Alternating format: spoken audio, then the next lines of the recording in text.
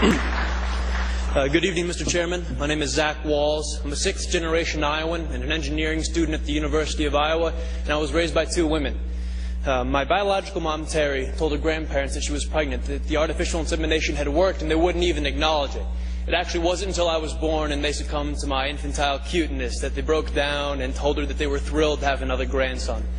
Unfortunately, neither of them lived to see her marry her partner, Jackie, of 15 years when they wed in 2009. My younger sister and only sibling was born in 1994. We actually have the same anonymous donor, so we're full siblings, which is really cool for me.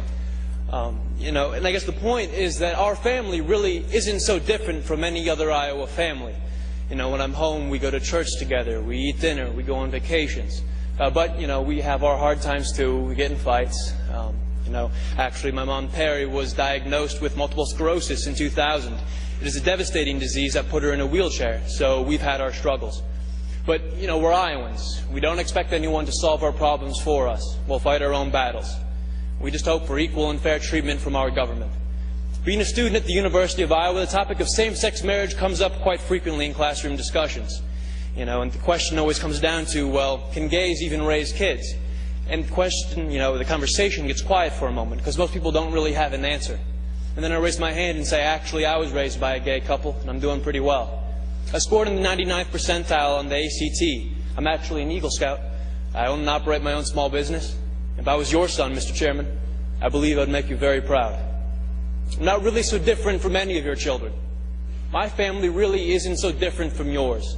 After all, your family doesn't derive its sense of worth from being told by the state, you're married, congratulations. No. The sense of family comes from the commitment we make to each other, to work through the hard times so we can enjoy the good ones. It comes from the love that binds us. That's what makes a family. So what you're voting here isn't to change us.